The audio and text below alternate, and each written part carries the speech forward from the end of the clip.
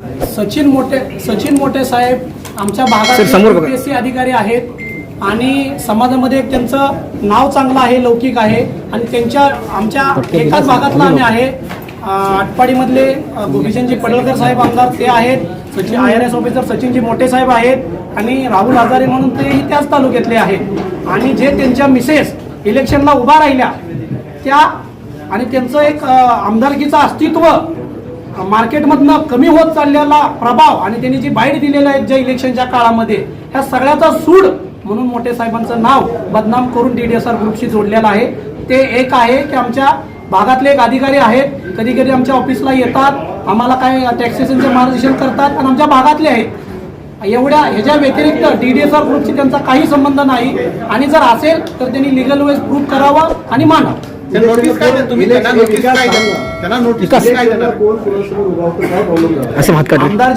आमदार गोपीचंदजी पडळकर साहेब यांचे भाऊ ब्रह्मानंद पडळकर साहेब यांच्या वाईफ तिथे उभा राहिल्या आणि त्यांच्या विरुद्ध IRS सचिन मोठे यांच्या वाईफ उभा राहिल्या होत्या आणि त्या वाईफ उभा राहिल्यामुळे यांचा जो बाली किल्ला होता आणि त्यांच्या जिल्हा परिषदेला सगळ्या शीट पडल्या आणि एकच शीट जी बाली किल्ल्यातली ती 491 मतानं म्हणजे 980 आली, पण भागिले 2 केलं तर 491 म्हणजे त्यांचा बाली किल्ला हल्ला.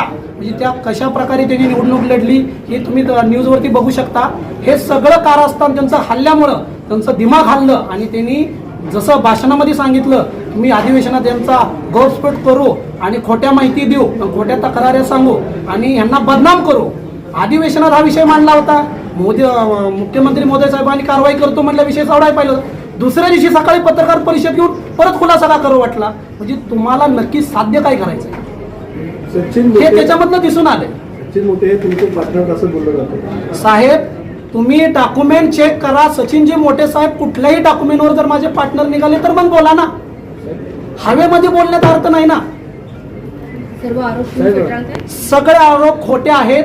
सगळे शासनाची चौकशी झाली त्याच्यामध्ये सगळं दिसून येईल आणि मला सगळ्या मीडियांना विनंती आहे की ते IRS ऑफिसर आमच्या भागातले उच्च पदस्थ अधिकारी आहेत आणि त्यांना बदनाम त्यांची वाईफ उभा राहिल्यानंतर त्यांचं अस्तित्व धोक्यात येतंय हे बघितल्यानंतर हे बनवलेले कारस्थान आहे त्यांनी आणि बिनबुडाचं हे आरोप आहेत हे ह्याच्यामधून सिद्ध होतं. किती मोठीची नोटीस तुम्ही पाठवणार आहात? तुम्ही तुमच्यावरती असे आरोप आहेत की तुम्ही लोकांना फसवलेलं आहे, त्यांची घरं दिलेली नाही, तुम्ही बांधकाम करत नाही. हे माननीय आमदार गोपीचंद पडळकर साहेब त्यांचे आरोप आहेत. कुठल्या कस्टमरचे आरोप नाही, सभासदांचे आरोप नाही, कुठल्या सोसायटी मेंबरांचे आरोप नाहीत, पोझिशन दिलेल्या लोकांचे आरोप नाहीत. हे वैयक्तिक त्यांचे सूडबुद्धी आरोप आहेत. याच्यामध्ये कुठेही तथ्य नाही. 2000 घोटाळा केला साहेब 2000 करोड रुपये असते तर मी सोसायटी प्रोजेक्ट स्वतःच घेतले असते आणि बँक स्टेटमेंट ही सगळं चौकशी तुम्ही आता पुढे मुख्यमंत्री मोदी साहेब त्याच्यामध्ये सिद्ध होईल. त्याच्यामध्ये तुम्हाला कळेल ना 2000 करोडचा घोटाळा झालाय की नाही झाला. घोटाळा कोणी केलाय की मला उघडायला भाग पाडू नका. आमदारच्या तुमच्यावरती असे आरोप त्यांनी केले की महिलांबरोबर काही लोकांनी व्हिडिओ तयार केला, तुम्ही लोकांना ब्लॅकमेल करताय. साहेब त्यांनी जो शब्द वापरलेले आहेत ते त्यांनी सिद्ध करावं. त्यांच्याकडे व्हिडिओ आहेत, मीडियाला देऊन टाकावं. ज्या लोकांचे बनवले त्यांना पुढे घ्यावं. ज्या इन्व्हेस्टरांचं ती म्हणतायत ही करतायत दिले नाहीत, एक तर इन्व्हेस्टर समोर घेऊन यावं, हे कस्टमर घेऊन यावं ज्याची फसवणूक झाल्या. जर यांच्याकडे नाही हे जसं हॉटेलला सांगितलं प्रेस कॉन्फरन्सला येताना 50 लोक माझ्या इथं तयार होते, त्यांनी प्रेस कॉन्फरन्समध्ये घेणं लय गरजेचं होतं. एवढा मोठा पुरावा होता त्यांच्याकडे, आणला नाही. याचा अर्थ ते भुनबुडाचे आरोप केलेले आहेत त्यांनी. कुठलं याच्यामध्ये तथ्य नाही. जे व्हिडिओ त्यांच्याकडे आहे म्हणते प्रूव्ह करा ना. खरात साहेबांचे करतायत ना, करा तुम्ही. साहेब गोपीचंद पडळकर सांगतात सचिन मोठेंना मी ओळखतो, राहुल हजारे हा इसम कोणी मला माहित नाही. या पत्रकार परिषदेनंतर जर तुमच्यावर जर आरोप झाले याच्यापुढे तर त्याला कसं सामोरं जाणार. आणि DDSR ग्रुपमध्ये जर यस म्हणजे सचिन आणि आर म्हणजे राहुल असं म्हटलं जातं. तुम्ही DDSR ग्रुपचा गुगलला सर्च करा. 2018-19-17 पासून दत्ता डी, दादा डी, सचिन बेरगळ गुगलला वेबसाईटले आणि राहुल हजारे हे DDSR आहे. हे कधी आहे सचिन मोठे IRS कोल्याच्या अगोदर बसण्याची कंपनी. आमदार खासदारांची जी सोसायटी ती कधीपर्यंत पूर्ण आणि 25ला त्याचं पोझिशन भेटलं पाहिजे. साहेब ते डॉक्युमेंट प्रोसेस ते खासदार आमदार बघतात. माझ्याकडे CC आल्या त्या नियमाप्रमाणे बांधकाम चालू आहे. पुढच्या ॲडिशनल FSIची लेटर त्यांना गेलेलं आहे. त्याच्या ॲडिशनल FSI भरतील, CC घेतील आणि CC माझ्या हातात आल्यावरचं बांधकाम त्या नियमाप्रमाणे रेराच्या दिलेल्या वेळेमध्ये पूर्ण. सर मानहानीचा दावा दावा काय ठोकणार आहात? साधारणपणे एवढं ज्यांनी गंभीर आरोप केलेले तुमच्या कंपनीला DDSR वर आता मोठ्या प्रकारे आरोप होत आहेत, प्रतिमा तुमची विलीन झाली, कंपनीची झाली, अशा वेळेला तुम्ही त्यांना 500,000 कोटीचा किती दावा ठोकणार आहात का? साहेब, आमदार साहेबांनी ठरवलं म्हणून एखाद्या उद्योगपतीचं नाव खराब होत नाही. ते लोकांनी, ते कस्टमरांनी ठरवलं पाहिजे. आणि मानहानी करायची की नाही करायची, समाजामधला एक आमचा चांगल्या पदावरचे आमदार आहेत आणि आमच्या कुणाचीही भावना नाही की त्यांचं कुठलं पद वाया जावं, त्यांना मंत्री पद मिळावं, त्याच्यामधनं कुठला प्रॉब्लेम यावं, हे आमच्या कुणाची इच्छा नाही. ह्या कारणामुळे आम्ही त्यांच्यावरती सोसायटी लोक लिगल काय नोटीस घेतील ती माझा अधिकार नाही, पण आमच्या कंपनीचे आम्ही लोक बसून ठरवू, आमचे सगळे पुरावे शासनाकडे जातील, त्यांचे रिपोर्ट येतील, त्याच्यानंतर ना आम्ही सगळे तुमच्या बसू. पोटावर आले ना, मग तुम्ही कसं साहेब पोटावर आले, पण आम्ही रटन डाटा फॉलोअर माणसं आहे की आम्ही म्हणजे आरोप बरोबर करताय असं त्याचा अर्थ नाही. होतो ना? मग तुम्ही मानाने 100-200 मानहानी करणार आहे, परंतु त्याला आम्ही आज तुम्हाला उत्तर देणार नाही. सोसायटी आधी सगळे लिगल बनवतील, आम्ही आधी क्लीन चिट घेईल महाराष्ट्र शासनाकडून, म्हणजे हे पुरावे खोटे होते आणि ते साध्य करून मग आम्ही महाराष्ट्र शासनाकडे दावा टाकू, कोर्टामध्ये टाकू आणि त्यांच्यावर मानहानीचा साहेब, दावा. मनुष्यवध आणि कामगारांचा मृत्यू झालेला असं देखील पडळकर सांगतात. साहेब, त्याचे पुरावे पोलीस स्टेशनला सबमिशन केलेले आहेत, तिथं सुरक्षा केलेली आहे, त्यांच्यामध्ये काय झालेलं आहे ते सगळं पोलीस स्टेशनला रिपोर्ट आहे. त्या रिपोर्टचं क्लीन चिट DCP पर्यंत गेलेला आहे, तुम्ही बघू शकता. त्याचा इन्शुरन्स आहे, इन्शुरन्सनुसार कॉन्ट्रॅक्टदाराने नेमला, DDSR ग्रुपचा काही संबंध नसतो, कॉन्ट्रॅक्टदाराला नेमणूक दिलेला आहे, त्याच्या वर्क ऑर्डरमध्ये लिहिलेलं आहे.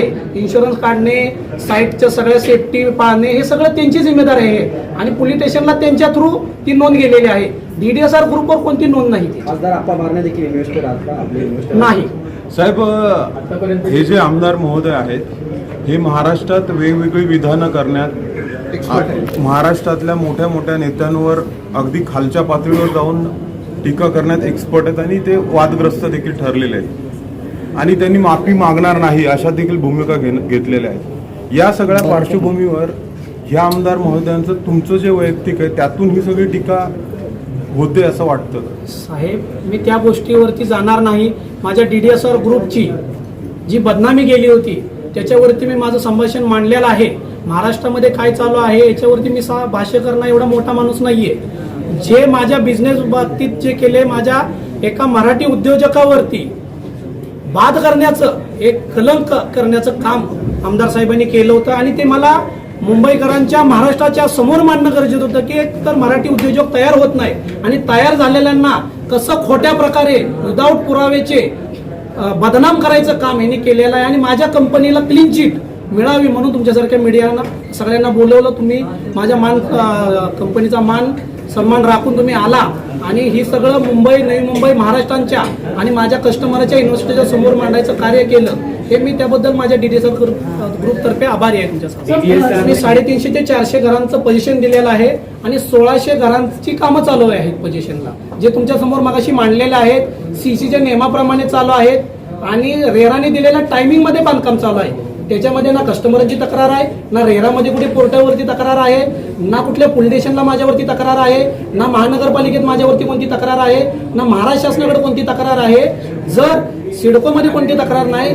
जर इथल्या कस्टमरांना प्रॉब्लेम असतात तर इथल्या स्थानिक आमदाराकडे गेले असते, स्थानिक खासदाराकडे गेले असते, नवी मुंबईच्या स्थानिक आमदाराकडे गेले असते. आटपाडी तालुक्यातल्या पडळ आणि जर त्या भागातल्या आमदाराकडे जाण्याचं कार्य यांच्याकडे आलंच नसतं आणि जर असते तर यांनी पुरावे मांडायचे होते. यांच्याकडे कोणते पुरावे आहेत तर मीडियासमोर ते डिक्लेअर करावं. पडळकरांनी यांच्यावर सचिन मोटे यांच्यावरती जो आरोप केलेला आहे त्यांनी आज या ठिकाणी येणं आणि उत्तर देणं अपेक्षित साहेब, होतं. तो त्यांचा वैयक्तिक पार्ट आहे, ते UPSCचे अधिकारी आहेत. मी त्यांना सांगण्या इतपत मोठा माणूस नाही. आमच्या भागातले अधिकारी आहेत, आमचे मित्र आहेत, आम्हाला मार्गदर्शन करतात, पण त्यांना शिकवण्या इतपत आम्ही मोठं नाही. त्यांच्या लिगल प्रमाणे ते काय घेतील, प्रेस घेतील नाही घेतील मला माहिती नाही, परंतु त्यांच्या नियमाप्रमाणे जे त्यांच्यावर हे केलेलं आहे ते लिगल काही ना काही तर करतील. त्यांच्यावरती त्यांनी जे आरोप केलेला आहे माझ्या कंपनीला जोडला आणि माझ्या कंपनीशी सचिन मोटे साहेबांचा कोणताही संबंध नाही. ते आमच्या भागातले अधिकारी आहेत, पडळकर साहेबांच्या विरोधात उभा राहिले होते म्हणून आम्ही त्यांना पाठिंबा पण दिला होता. त्या पाठिंबाचा राग एक कनेक्शन जोडण्याचं कार्य त्यांनी ह्याच्यामध्ये मांडण्यात आलेलं आहे. डॉक्युमेंटली आणि कुठं हे तुम्हाला मिळालं तर त्यांनी साध्य करा.